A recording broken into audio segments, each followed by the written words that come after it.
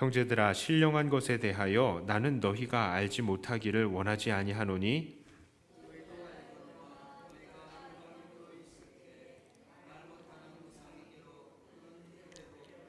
함께 읽습니다. 그러므로 내가 너희에게 알리노니 하나님의 영으로 말하는 자는 누구든지 예수를 저주할 자라 하지 아니하고 또 성령으로 아니하고는 누구든지 예수를 주시라 할 수 없느니라. 아멘. 자, 바울은 지금 고린도전서 12장에서 이제 신령한 것에 대해서 이야기하겠다라고 말을 합니다. 이 신령한 것이란 바로 하나님께서 주시는 은사에 관한 말을 하는 것이죠. 자, 그런데 이 은사에 대해서 말하기 이전에 바울은 아주 못 박아서 먼저 말하는 것이 있습니다. 이것은 바로 고린도 교인들의 이 원래의 모습들이었다는 것이죠. 그게 이들의 원래 처지, 이들은 어떤 사람이었습니까? 이들은 이방인으로 있었고 또 말 못하는 우상에게 끌려가는 대로, 그냥 끄는 대로 끌려가던 그런 존재들이었습니다.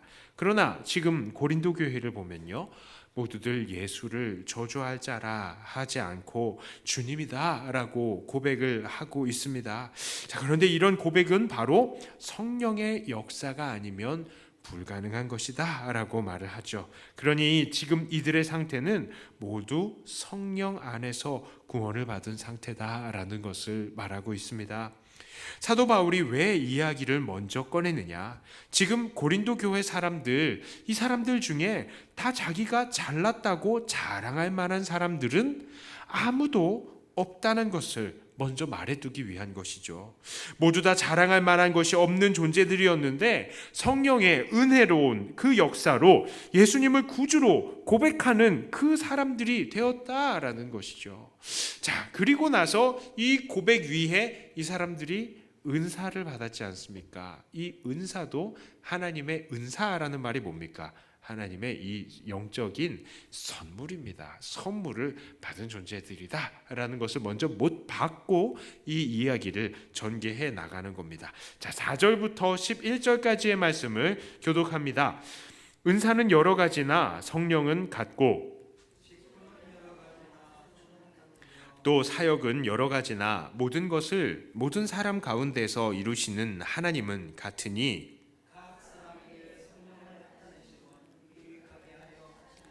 어떤 사람에게는 성령으로 말미암아 지혜의 말씀을, 어떤 사람에게는 같은 성령을 따라 지식의 말씀을,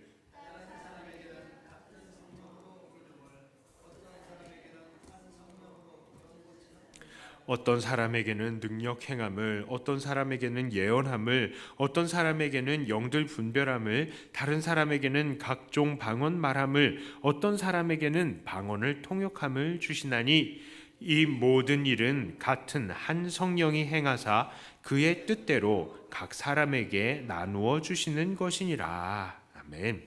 자, 지금 고린도 교회를 보면 여러 가지 은사가 있고 또 여러 가지 직분들과 사역들이 있어서 그것들을 다 나누어서 맡고 있지만 이 모든 것들을 나눠주시는 분은 바로 한 성령님이다 라는 것을 말씀하십니다.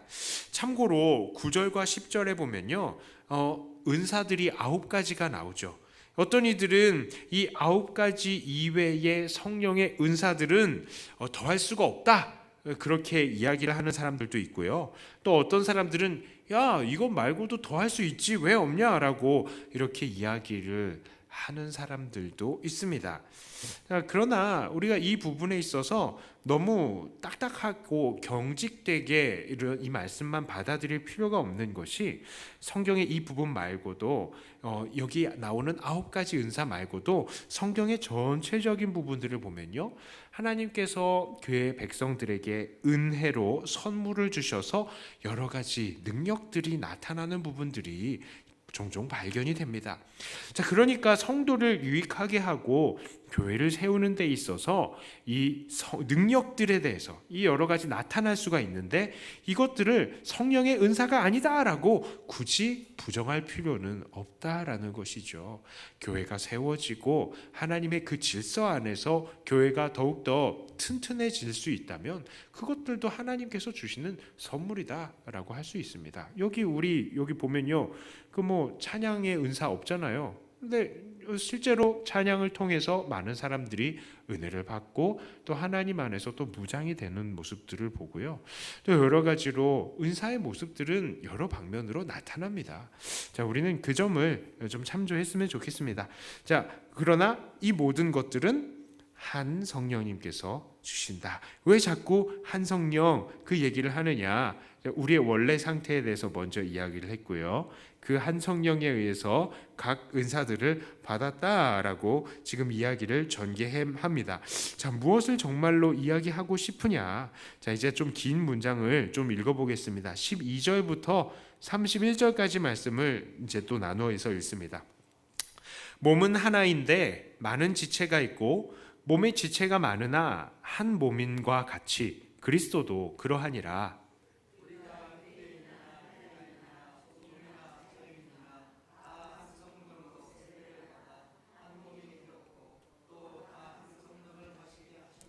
몸은 한 지체뿐만 아니요 여럿이니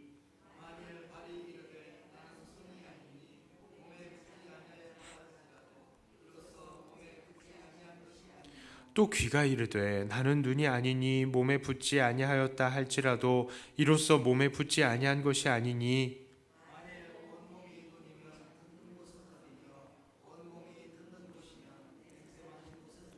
그러나 이제 하나님이 그 원하시는 대로 지체를 각각 몸에 두셨으니 이제 지체는 많으나 몸은 하나라.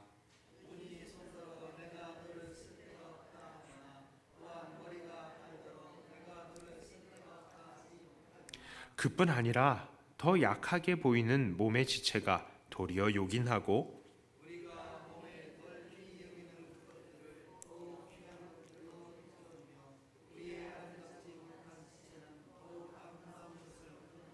그런즉 우리의 아름다운 지체는 그럴 필요가 없느니라. 오직 하나님이 몸을 고르게 하여 부족한 지체에게 귀중함을 더하사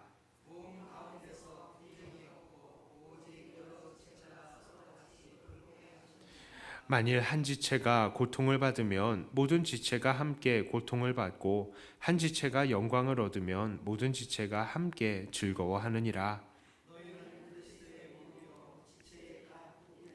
하나님이 교회 중에 몇을 세우셨으니 첫째는 사도요, 둘째는 선지자요, 셋째는 교사요, 그 다음은 능력을 행하는 자요, 그 다음은 병 고치는 은사와 서로 돕는 것과 다스리는 것과 각종 방언을 말하는 것이라.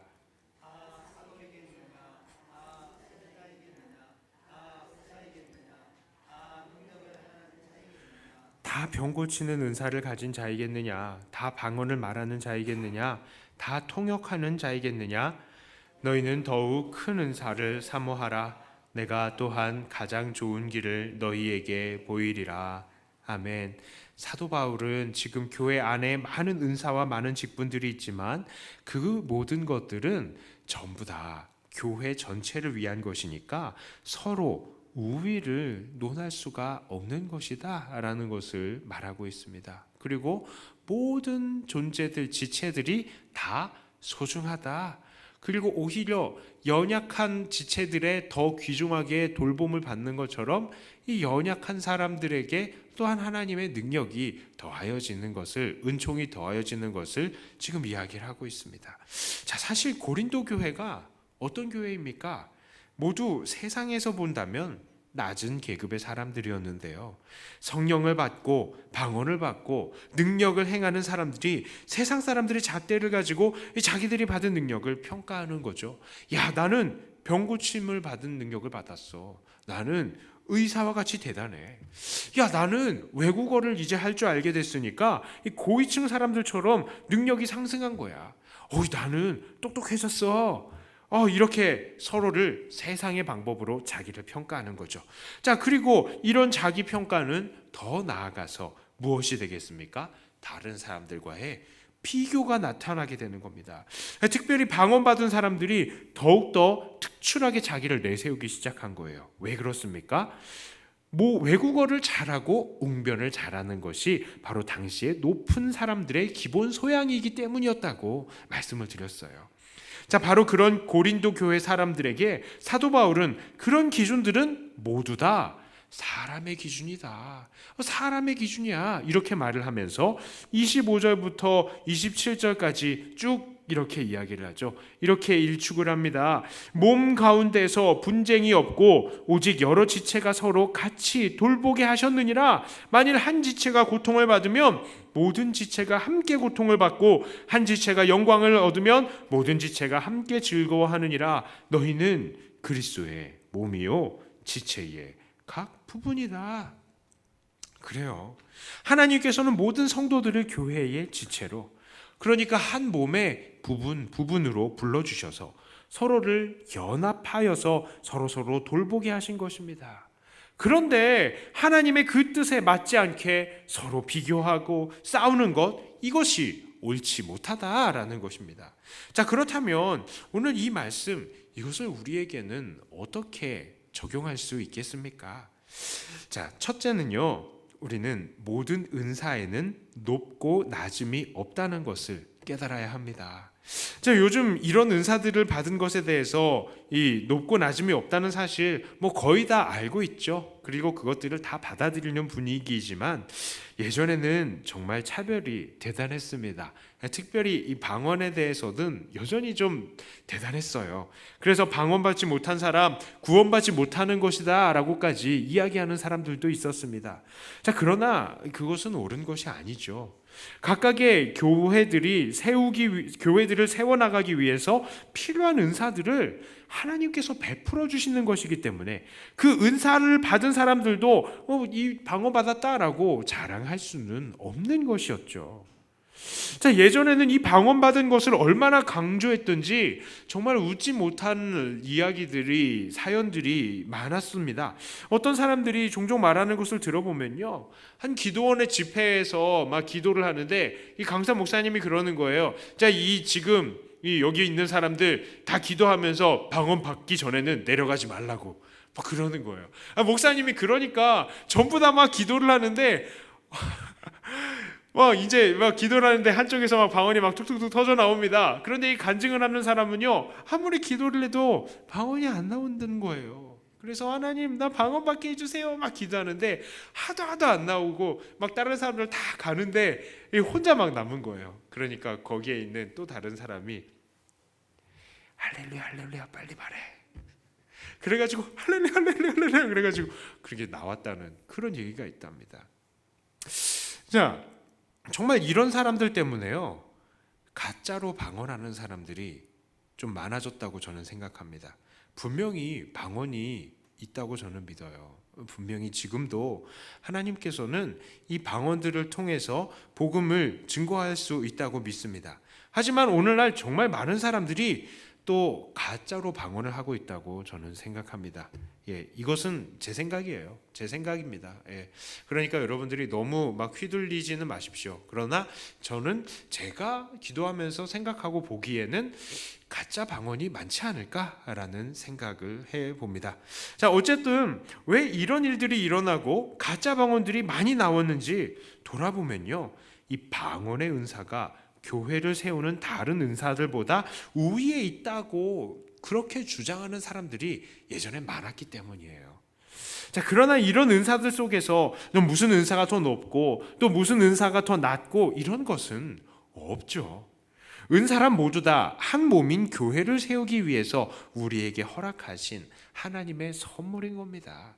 우리 특별히 하나님 안에서 보면은 열심히 있는 사람들이 있어요. 열심히 있는 사람이 보면요, 괜히 질투를 해요. 질투를 해요. 한 사람이 딱 잘하면은 그냥 잘하는구나 해서 그치지 않고요, 좋겠다 비꼬면서 나도 하고 싶은데 점점점 이게 들어가는 거죠. 그런데 그러지 마세요. 내가 할 수 있는 것, 내가 받은 것에서 교회에 충성하시면 됩니다. 그러면 하나님께서 그것을 아름답게 보시는 겁니다. 자, 두 번째로 우리가 깨달아야 할 것은 바로 모든 직분에는 높고 낮음이 없다는 것입니다. 자, 오늘 보면요, 여러 은사들과 여러 직분들을 우리 성령께서 임의로 주신다는 것을 말씀하고 계십니다.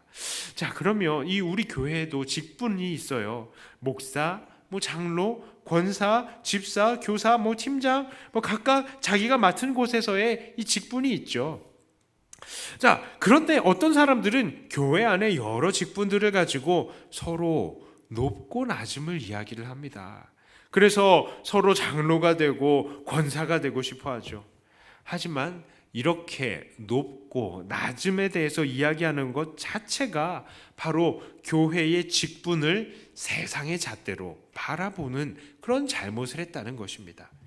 교회의 직분은 그런 것이 아니죠. 회사의 승진이 아닙니다. 그런데 여전히 많은 사람들은 교회의 직분들을 그렇게 생각을 하고 있습니다. 그래서 장로 투표, 권사 투표 끝나고 나면 교회들마다 몸살을 앓는 거예요. 왜 그렇습니까? 탈락한 사람들이요, 교회 옮기겠다고 막 난리를 칩니다. 저마다 이렇게 이야기를 합니다. 이번 투표 결과를 보니까 제가 교회 안에서 어떤 시선으로 보여지고 있었는지 알게 됐습니다. 그래서 창피해서 이 교회는 더 이상 못 나오겠네요. 혹은 어떤 사람들은 저 사람들도 권사되고 장로되는데 나 집사라고 하니까 나를 그렇게 부르는 사람들도 어색하고 나도 그 사람들 사이에서 어색해서 이 교회 다시는 못 나오겠어요. 이렇게 얘기를 합니다. 심지어 어떤 사람은요, 내가 뭐가 부족해서 장로 권사 못 되는데 하고 답답하고 막 이렇게 하소연을 합니다. 이렇게까지 이렇게 말씀을 하시니까요, 정말 그 심정이 이해가 가긴 합니다. 저도 이해가 가요. 만약에 제가 그런 입장에 있다 하더라도 정말 그렇게 말할 것 같아요. 그리고 그렇게 행동을 할 것 같습니다. 하지만 이런 식의 접근은 바로 직분을 감투로 생각한다는 것이죠. 이건 잘못된 접근이 분명합니다. 그리고 그 감투에 따라서 자기들이 더 존경을 받고 더 큰 영향을 끼칠 수 있을 것이다 라고 생각하는 거 큰 잘못이죠. 그러나 이 직분이란 거 절대로 그런 것이 아닙니다. 직분의 자리는 온 몸을 위해서 더 희생하고 더 섬기는 자리인 것입니다. 더 낮아지는 자리이죠.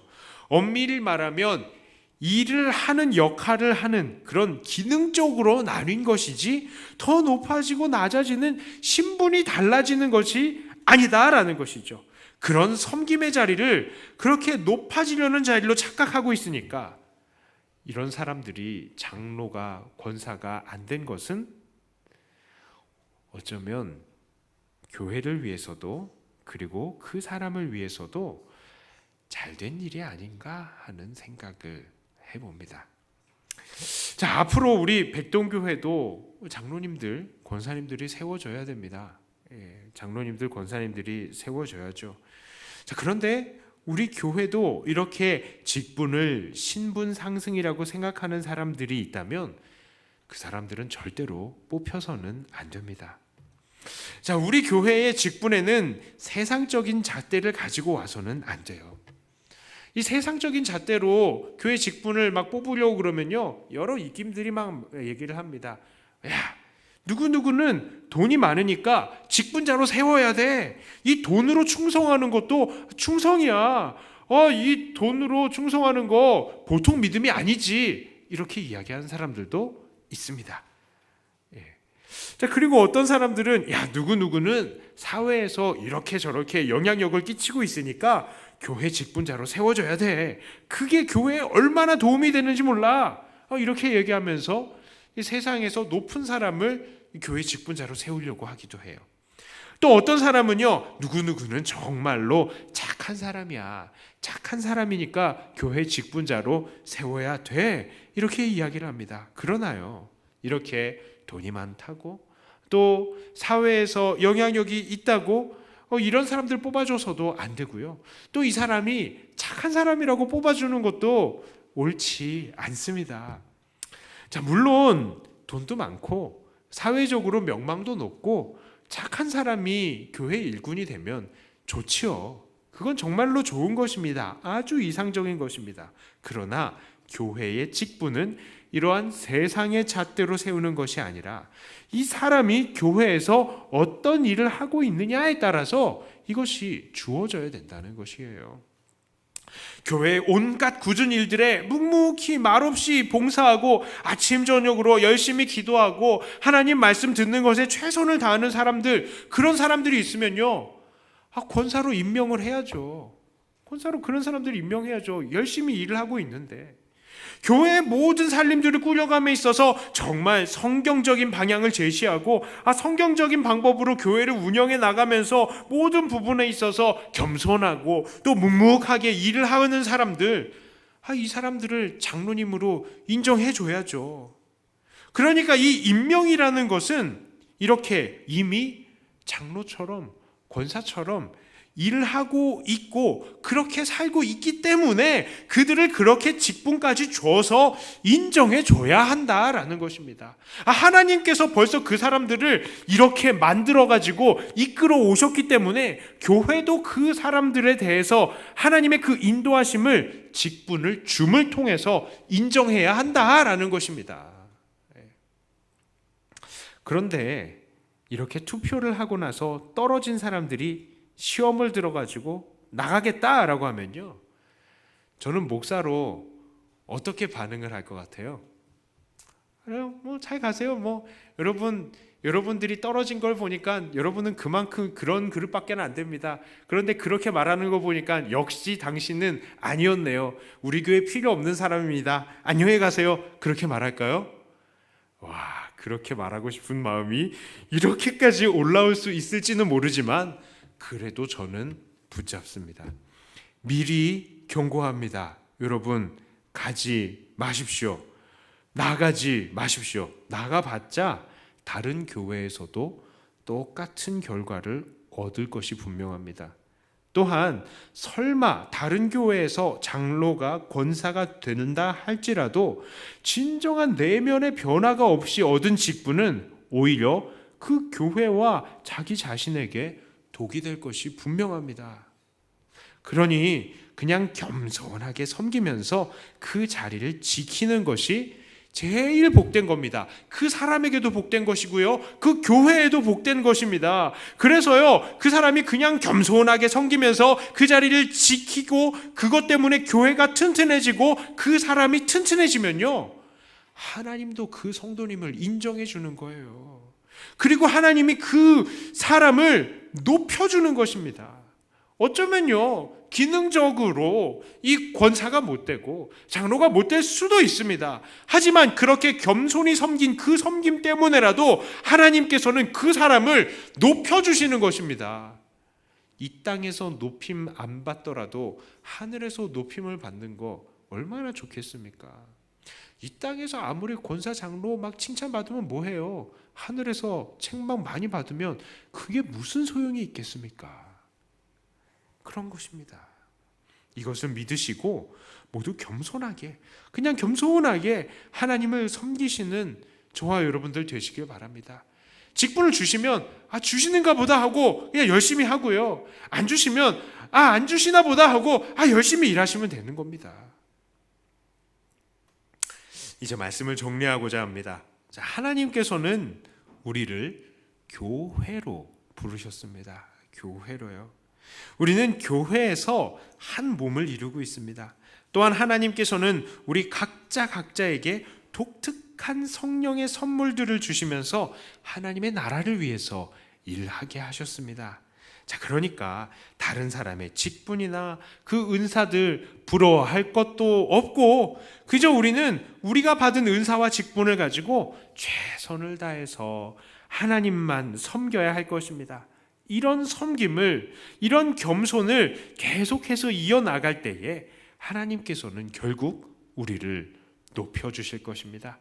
그러므로 날마다 받은 은사와 직분으로 겸손하게 하나님만 섬겨나가시는 저와 여러분들이 다 되시기를 주님의 이름으로 축복합니다. 기도하겠습니다. 감사합니다. 하나님, 우리를 한 몸으로 부르신 주님의 은혜를 감사합니다. 우리가 이 몸의 일원으로서, 각 지체로서 최선을 다하여서 자기 역할을 감당해 나가며 이 몸을 정말 하나님의 기쁨이요, 하나님의 건강한 이 온전한 장성한 분량까지 일으켜 세우는 그런 우리는 최선을 노력을 하는 우리가 되게 하여 주시옵소서. 능력이 부족합니다.